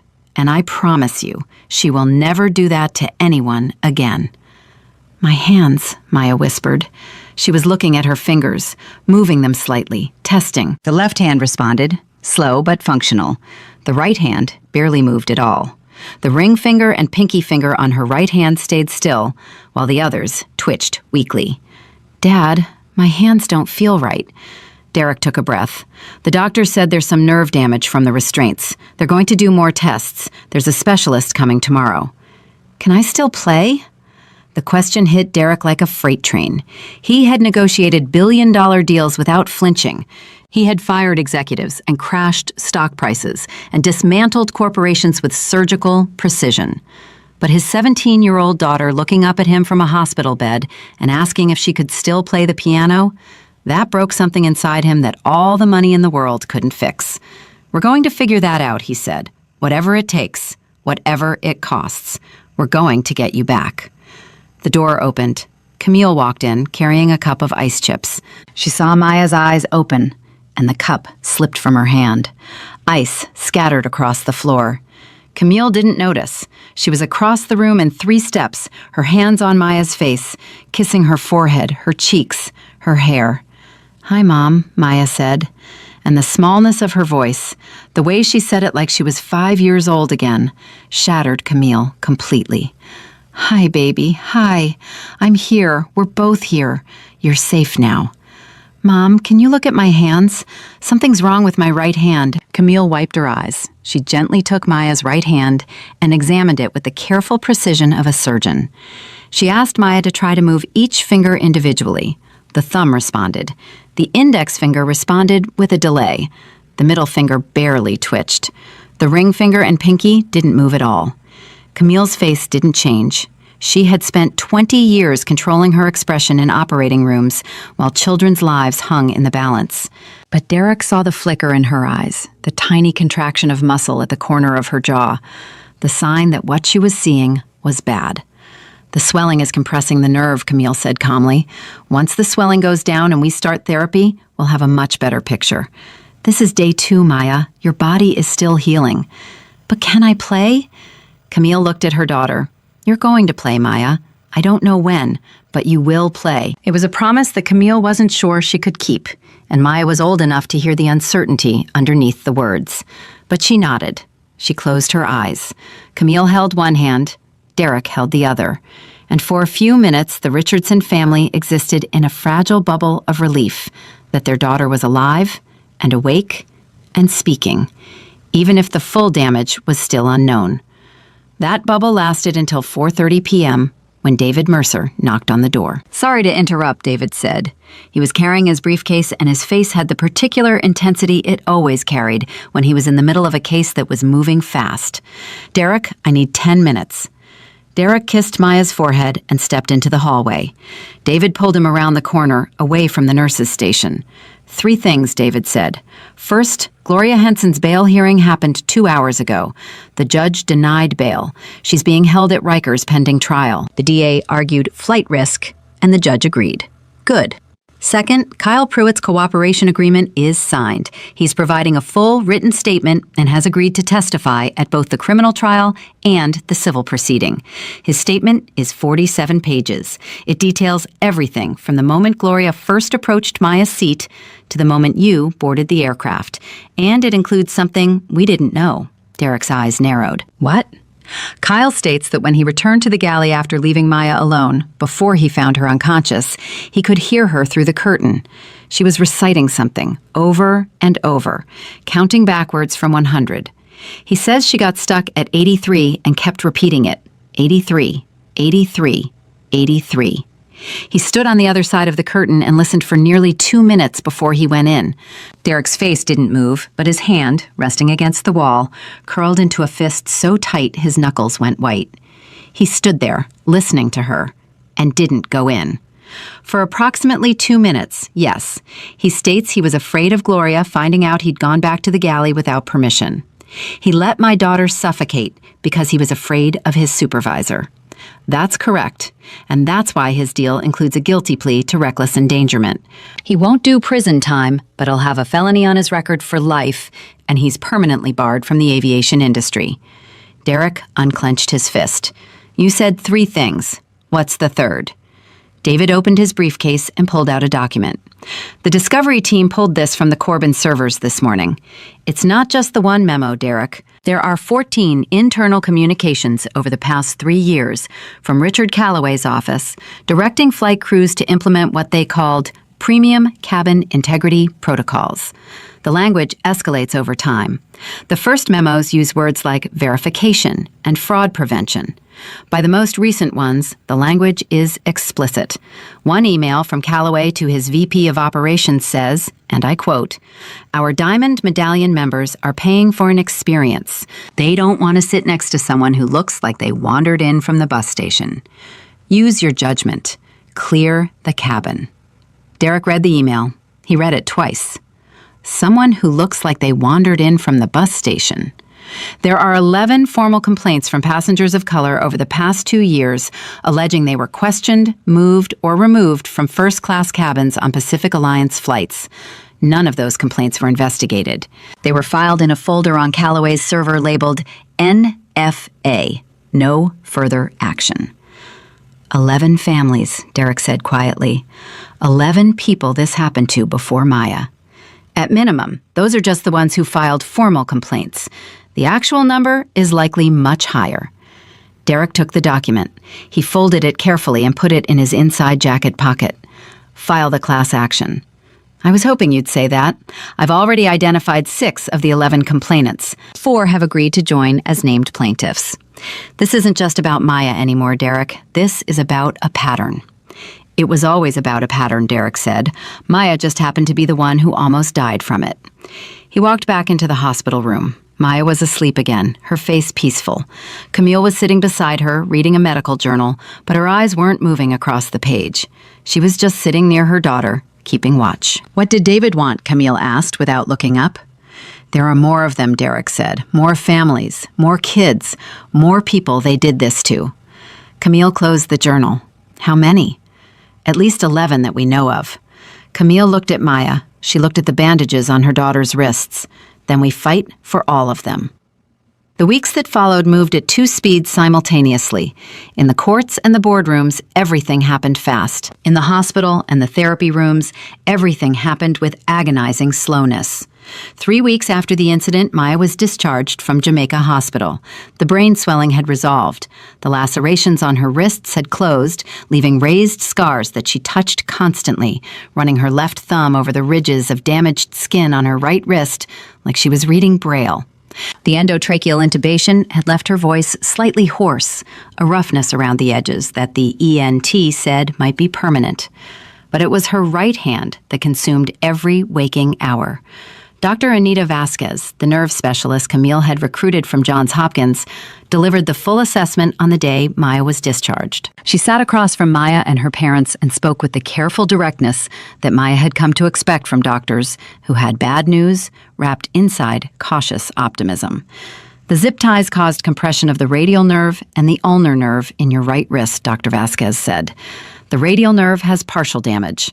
The ulnar nerve, which controls your ring finger and pinky, has more significant involvement. With intensive therapy, I expect you'll regain functional use of all 5 fingers. Functional, Maya repeated. What does functional mean? It means you'll be able to grip, write, type, and perform daily activities without significant limitation. Can I play piano? Dr. Vasquez paused. You'll be able to play piano. Can I play at the level I was playing before? The pause was longer this time. Maya, the honest answer is, I don't know yet. Concert-level piano requires extremely fine motor control, especially in the 4th and 5th digits. The nerve needs to regenerate, and nerve regeneration is unpredictable. Some patients recover full dexterity, some don't. Physical therapy will be the deciding factor. How long? 6 months minimum, possibly a year. Maya looked at her right hand. She tried to move her ring finger. It twitched. Barely. A millimeter of movement that 3 weeks ago would have been nothing, and now felt like a mountain she had to climb. "Okay," Maya said, "then I start tomorrow." She started the next morning. Physical therapy 3 times a week at a specialized hand rehabilitation clinic in Manhattan. The therapist, a woman named Rosa, was gentle but relentless. She had Maya squeezing putty, stretching rubber bands, pressing individual keys on a practice keyboard, 1 finger at a time, hundreds of repetitions. The ring finger and pinky were the holdouts. They responded like they were underwater, slow and heavy and reluctant. Maya cried during the first session, not from pain, though there was pain. She cried because she pressed the C key with her ring finger, and instead of the clean, crisp strike she had been making since she was 4 years old, the finger buckled and slid off the key like it belonged to someone else. She didn't cry during the second session, or the third, or the 30th. She stopped crying and started working with a ferocity that Rosa said she had never seen in 20 years of practice. Maya came early. She stayed late. She did her exercises at home, at night, in the car, in waiting rooms. She carried a squeeze ball everywhere and worked it constantly, her right hand opening and closing, rebuilding the neural pathways one firing at a time. While Maya was fighting to get her hand back, the legal war was unfolding on multiple fronts. 8 weeks after the incident, the federal class action lawsuit was filed in the Southern District of New York, Richardson versus Pacific Alliance Airways. David Mercer stood on the courthouse steps with the 6 named plaintiffs behind him and announced that the suit alleged systemic racial discrimination in Pacific Alliance's first-class cabins spanning at least 3 years, affecting an estimated 200 or more passengers. The evidence was devastating. The 14 internal memos, the 11 buried complaints. Kyle Pruitt's testimony, Mr. Whitfield's video, which had now been viewed over 100 million times, and the most damaging piece of all, an email from Richard Calloway to his VP of Operations sent just 6 days before Maya's flight that read, "The London JFK route is our flagship. I want the first-class cabin to reflect our brand. You know what I mean. You know what I mean." 5 words that would be projected on courtroom screens and printed in newspapers and repeated on cable news for months. 5 words that stripped away every defense Pacific Alliance tried to build. 4 months after the incident, Gloria Henson's criminal trial began in Queens Supreme Court. It lasted 9 days. The prosecution called 14 witnesses. Maya testified on the 3rd day. She walked into the courtroom wearing a simple blue dress. The scars on her wrists were visible. Her right hand rested in her lap, and twice during her testimony she unconsciously flexed her ring finger, testing it, as if checking that it was still there. The prosecutor asked her to describe what happened in the galley. Maya spoke for 47 minutes. She didn't raise her voice. She didn't cry. She described everything with a clarity that silenced the courtroom. She described the sound of the zip ties clicking tight. She described the feeling of the plastic cutting into her skin. She described asking for water and being ignored. She described counting backwards from 100 the way her father had taught her and getting stuck at 83. "Why 83?" the prosecutor asked. "Because that's when I couldn't breathe anymore," Maya said. "I kept trying to say 82, but my lungs wouldn't let me. So I just said 83 over and over until everything went dark." The courtroom was silent. A juror in the back row wiped her eyes. Gloria Henson, sitting at the defense table in a jail-issued suit, stared at the table and didn't look up. The defense attorney tried. He argued that Gloria had followed her training. He argued that the airline's culture and the memo had created the conditions for this incident. He argued that Gloria was a scapegoat for a systemic problem. It was a reasonable argument, and it might have worked if not for one thing: the cockpit voice recorder audio. The prosecution played it on the 7th day of trial. The jury heard Gloria order Kyle to restrain Maya. They heard Maya begging for her inhaler.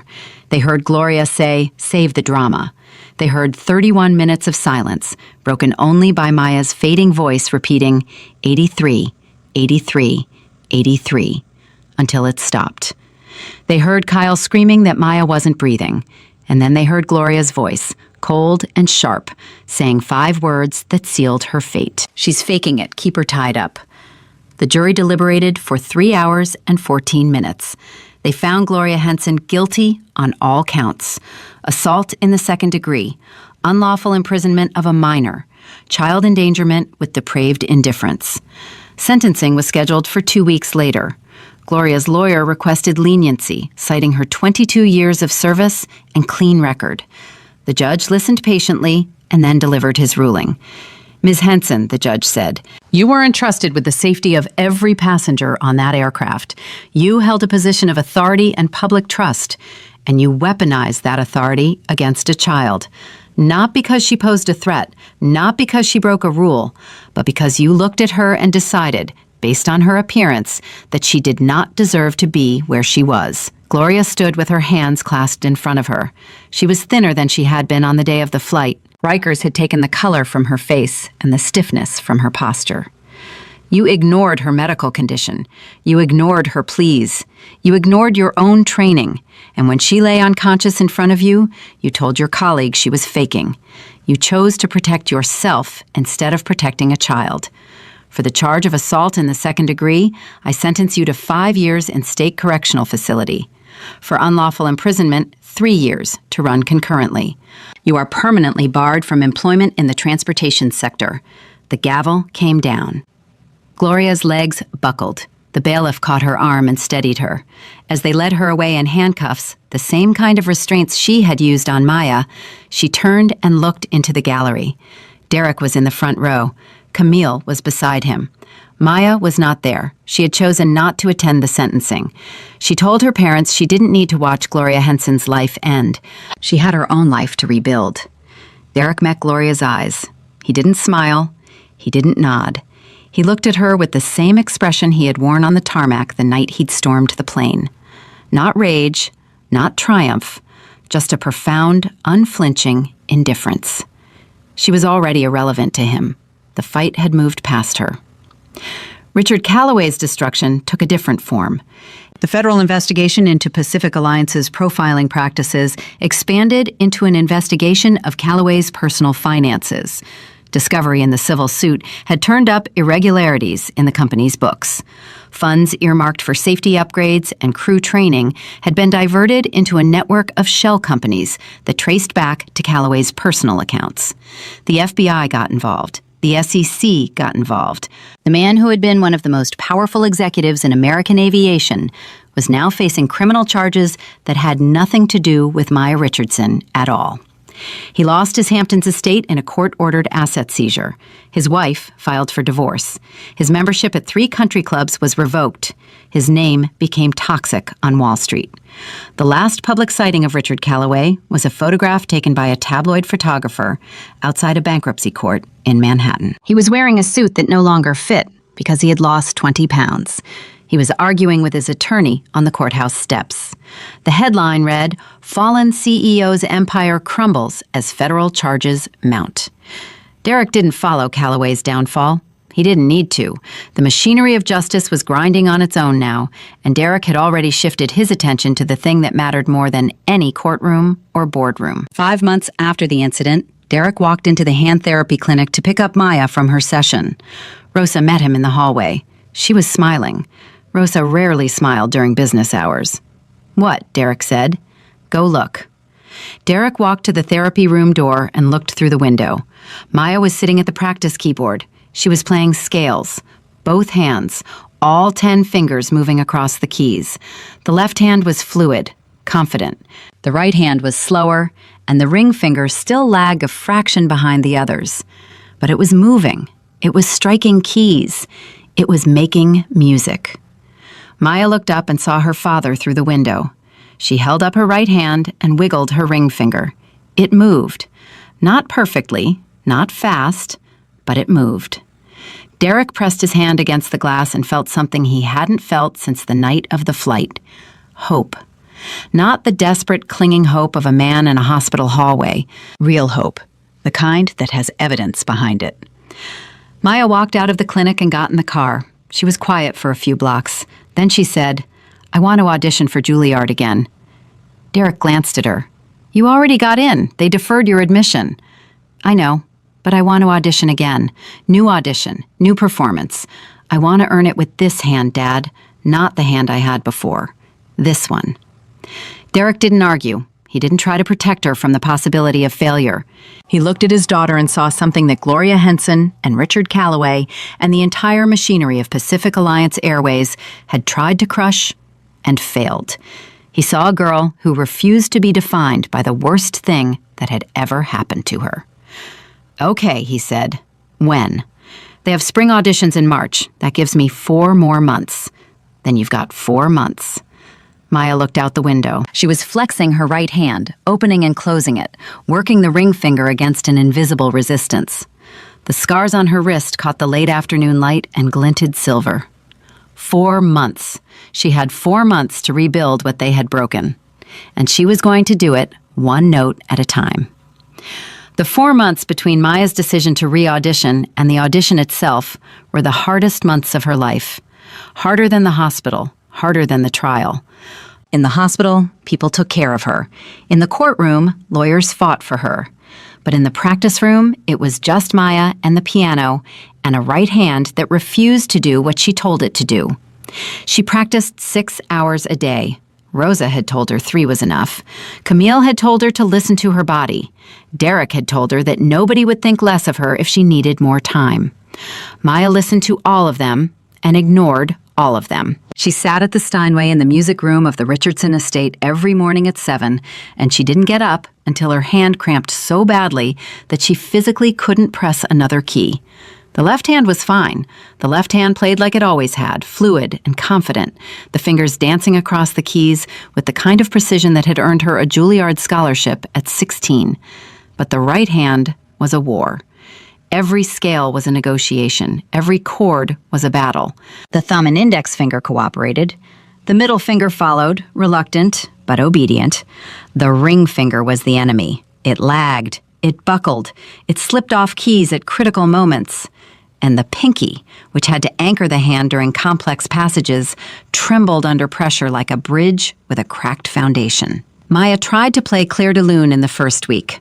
She made it through 16 bars before the ring finger collapsed on a transition and the melody fell apart. She sat on the bench and stared at her hand and said nothing for a long time.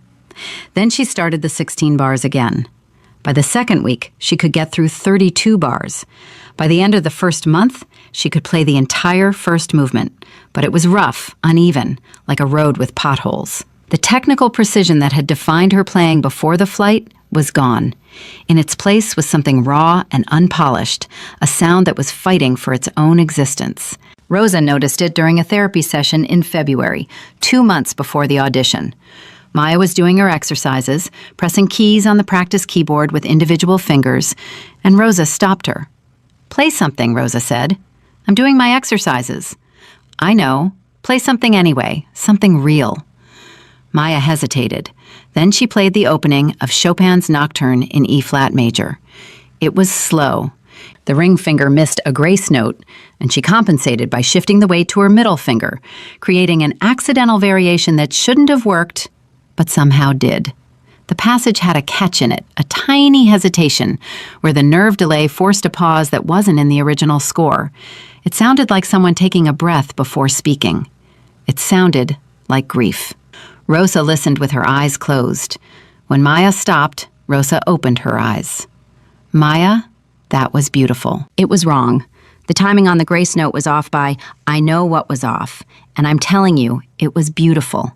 Not perfect, beautiful. There's a difference. Maya didn't understand what Rosa meant.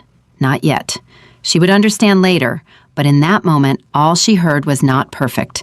And for a girl who had built her identity on perfection, not perfect felt like failure. She doubled her practice hours, 7 hours a day, then 8. Camille found her at the piano at 11 o'clock on a Thursday night in late February, still playing, still drilling the same passage over and over, her right hand shaking with fatigue. "Maya, stop. I almost have it. You've been playing for 13 hours. Your hand is shaking. You're going to set yourself back." "I'm fine, Mom." "You're not fine. You're punishing yourself." Maya's fingers stopped on the keys. The silence that followed was heavy. "I'm not punishing myself." "Then what are you doing?" "I'm trying to be who I was before." Camille sat down on the bench beside her daughter. She took Maya's right hand gently and held it between both of hers. The scars on the wrist were silver white now, permanent, 2 thin lines that would never go away. Baby, listen to me. You are not who you were before. You can't be.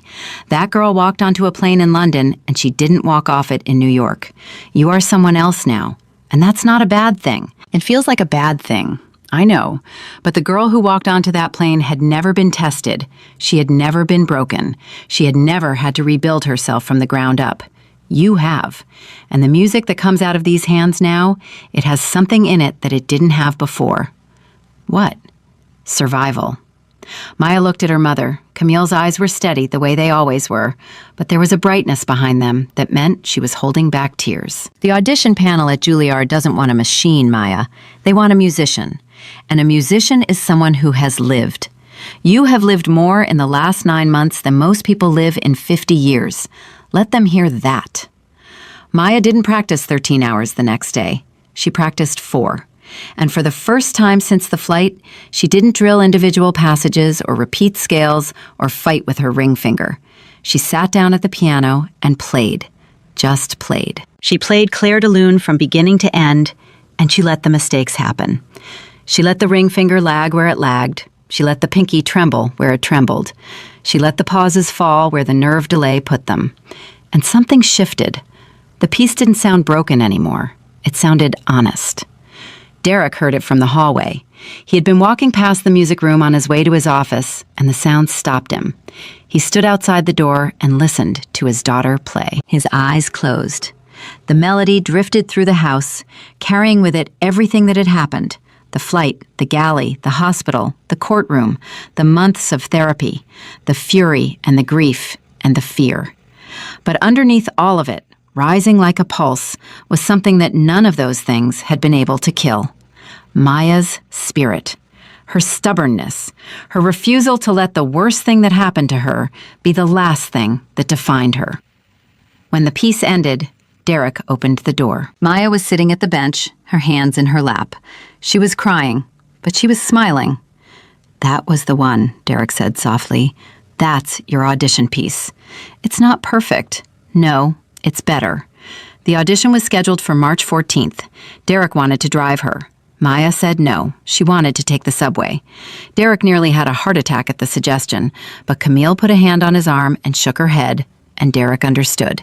This was Maya's fight. She needed to walk into that building on her own 2 feet, not delivered to the door by a billionaire's motorcade.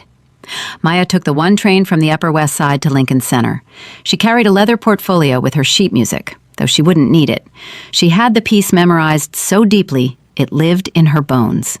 She wore a black dress and simple earrings. The scars on her wrists were visible. She hadn't tried to hide them. She arrived at the Juilliard building at 9:40 a.m. for a 10 a.m. audition slot. There were 6 other pianists in the waiting area. They were all nervous. They were all stretching their fingers and reviewing their scores and whispering to themselves. Maya sat quietly. She flexed her right hand. Open, close. Open, close. The ring finger moved. Slower than the others, but it moved. At 9:58, a woman with a clipboard called her name. "Maya Richardson? Here. You're next, Studio 4B. Maya stood up. Her legs were steady. Her heart was beating fast, but it was a clean, focused kind of fast, not the panicked hammering she'd felt on the plane. She walked down the hallway and through the door into Studio 4B. 3 people sat behind a long table. The head of the piano department, a woman named Dr. Elaine Foster, was in the center. A visiting professor from the Berlin Conservatory was on the left. A performance coach was on the right. They had Maya's file in front of them. They knew her story. Everyone in the classical music world knew her story. "Good morning, Maya," Dr. Foster said. Her voice was warm but professional. "Thank you for being here. Please take a seat at the piano whenever you're ready." Maya walked to the Steinway. She ran her hand along the edge of the fallboard. It was a Model D concert grand, the same model she had at home. She sat down. She adjusted the bench. She placed her hands on her thighs and took 3 slow breaths. "I'll be playing Clair de Lune by Debussy," Maya said, "whenever you're ready." Maya placed her hands on the keys. Her left hand was steady. Her right hand had the faintest tremor, visible only if you were looking for it. She closed her eyes. She thought about the galley. She thought about the zip ties. She thought about Gloria Henson's voice saying, "Save the drama." She thought about the number 83. She thought about waking up in the hospital and not being able to move her fingers. She thought about Rosa saying, "Not perfect, beautiful." She thought about her mother saying, "Survival." She thought about her father kissing the scar on her wrist. She pressed the first key. The note rang out pure and clear in the studio. D flat, the opening of Claire de Lune. Then the second note, then the third. The left hand carried the bass line with liquid confidence. The right hand entered softly, gently, picking up the melody like a hand reaching for something precious. The first passage was flawless. The second passage had the lag. The ring finger on the arpeggiated chord came in a fraction late, creating that tiny pause, that breath that Rosa had heard in the therapy room.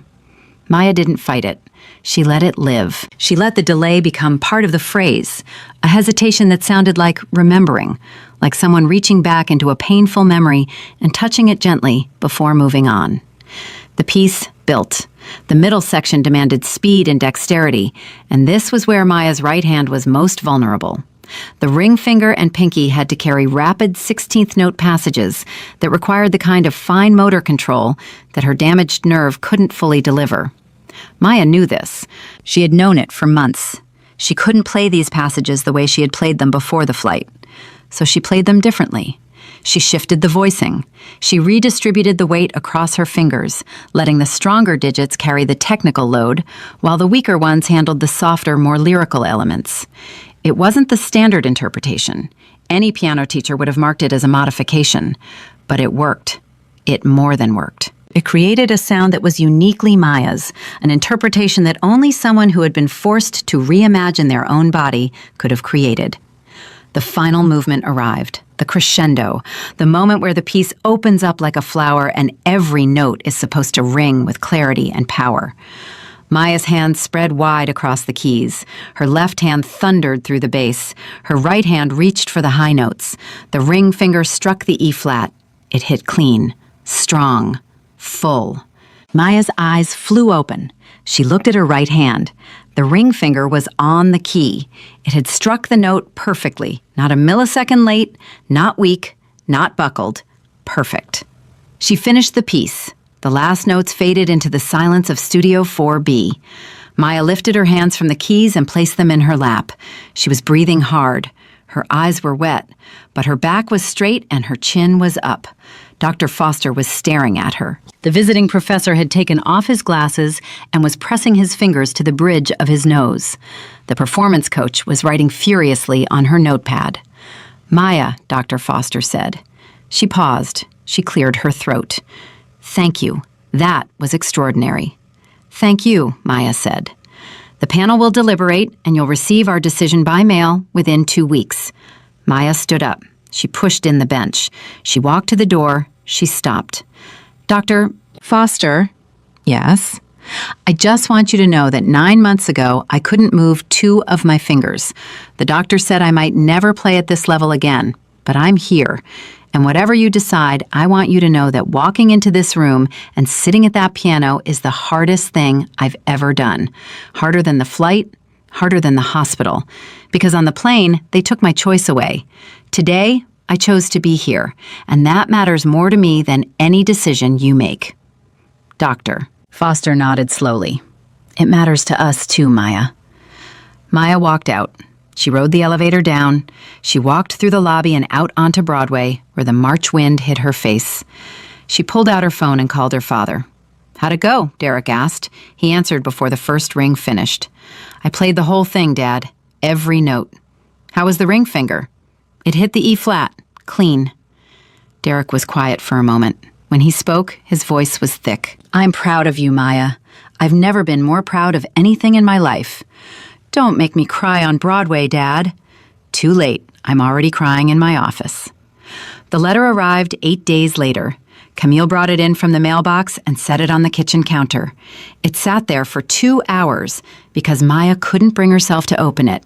She circled the kitchen. She made tea she didn't drink. She picked up the envelope and put it down 4 times. Finally, Derek walked in. He saw the envelope. He saw his daughter staring at it. He pulled out a chair and sat down. Want me to open it? No. Want your mom to open it? No. Want to let it sit there until it opens itself? Maya laughed. It was a nervous, shaky laugh, but it was real. She picked up the envelope and tore it open. She read the first line. She read it again. She looked at her father. "Full scholarship," she whispered.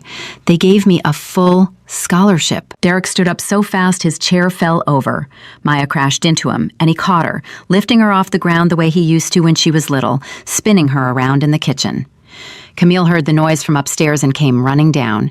She saw her husband and daughter laughing and crying at the same time, and she didn't need to ask. She threw her arms around both of them. The three of them stood in the kitchen, tangled together, holding on. 9 months ago, a woman on an airplane had decided that Maya Richardson didn't belong. Today, one of the most prestigious music institutions in the world had decided she did. That evening, Derek asked Maya to come to his study. He had something to show her. She sat in the leather chair across from his desk, the same chair she'd sat in 1,000 times as a kid, doing homework while her father built his empire. "I have a birthday present for you," Derek said. "I know your birthday was 7 months ago, but this one took a while to put together. You already bought me a car, Dad. This is bigger than a car." He turned his laptop screen to face her. On the screen was a website. The logo at the top read Richardson Air in clean, modern typography. Below it was a tagline, "Everyone belongs." Maya stared at the screen. "What is this?" "Pacific Alliance Airways ceased to exist as of last Friday," Derek said. "The board voted to accept my acquisition offer. I bought the airline, every plane, every route, every gate. We're relaunching it as Richardson Air in 60 days. "You bought an airline." "I bought the airline, the one that did this to you, and we're rebuilding it from the ground up. New leadership, new crew training, new policies. Every single employee goes through a program we designed with the NAACP and the Equal Justice Initiative. Mandatory de-escalation training, mandatory bias awareness. A passenger advocate on every international flight whose only job is to make sure no crew member ever does what Gloria Henson did." Maya looked at the logo. She looked at the tagline, "Everyone belongs." She touched the screen with her right hand, the ring finger pressed flat against the glass. "There's one more thing," Derek said. "I named the first aircraft in the new fleet." "What did you name it?" Derek smiled. "The Maya." Maya's eyes filled up. She tried to speak and couldn't. She stood up and walked around the desk and hugged her father, pressing her face into his shoulder the way she used to when she was small, and Derek held her and let her cry. "I'm scared to fly, Dad," she whispered. "I'm still scared." "I know, baby, but I want to try." "Then we'll fly together. First flight, you and me, seat 1A and 1B. "Which route?" "London to JFK, same route. We're taking it back, Maya." She pulled away and wiped her eyes. She held up her right hand. She spread her fingers wide. All 5 extended, all 5 moved. The ring finger was a fraction slower, a fraction stiffer, and it always would be. But it was there. It worked. It played music. It was hers. "Okay," Maya said, "let's fly." 3 weeks later, the inaugural flight of Richardson Air departed London Heathrow at 8 p.m., bound for JFK. Maya sat in seat 1A. Derek sat in 1B. Camille was across the aisle in 2A. David Mercer was in 2B, already reviewing documents on his laptop. Mr. Whitfield, who had been invited personally by Derek, sat in 3A with a glass of champagne and no intention of recording anything. The flight attendant who greeted Maya at the cabin door was a young woman with kind eyes and a warm smile. She looked at Maya's boarding pass. "Welcome aboard, Ms. Richardson. Is there anything I can get you before takeoff? Water? A blanket? We have noise-canceling headphones if you'd like." Maya looked at the flight attendant's name tag. "Thank you, Angela. I'm okay for now." The plane pushed back from the gate. Maya gripped the armrest. Her heart rate climbed. Derek reached over and took her left hand. He didn't say anything. He just held it. The way he'd held it when she was 9. The way he'd held it in the hospital. The way he would hold it for the rest of his life if she needed him to. The engines roared. The aircraft accelerated down the runway. Maya closed her eyes. She felt the wheels lift off the ground. She felt the push of gravity as the plane climbed. Her throat tightened. The galley flashed behind her eyelids. The zip ties. The darkness. 83. Then she felt her father's hand squeeze hers. Once, twice, 3 times. Their old signal. I love you. Maya squeezed back 3 times. She opened her eyes. The plane was above the clouds. The sun was setting over the Atlantic, painting the sky in shades of gold and orange. Maya pulled out her iPad and opened the drawing app. The birthday portrait was still there, the one she'd been working on the night everything went wrong. The man in the birthday hat, the looping script, "Happy 50th, Dad. Thanks for being my wings." She looked at it for a long time. Then she opened a new canvas and started a new drawing. A piano, a pair of hands on the keys, and on the left wrist, 2 thin silver lines that caught the light. She titled it 82 because she had finally gotten past 83. 30,000 feet above the ocean, Maya Richardson was flying again. Not because the fear was gone, because she was bigger than the fear. They had chained her down at 17, and she had risen at 18, with scars on her wrists and music in her hands and a name that the whole world now knew. Gloria Henson was serving 5 years in a cell upstate. Richard Calloway was bankrupt and facing federal charges. The airline that had tortured a child was gone, replaced by one that carried a girl's name on its first aircraft. And the man in 1B wasn't complaining about his scotch. He was raising a glass to the girl in 1A, the girl who had been told she didn't belong and had come back to own the sky. They tried to break her at 30,000 feet. They failed, because Maya Richardson was never just a girl in a hoodie. She was a force, and forces don't break. They transform. They rise. And once they rise, they never come back down.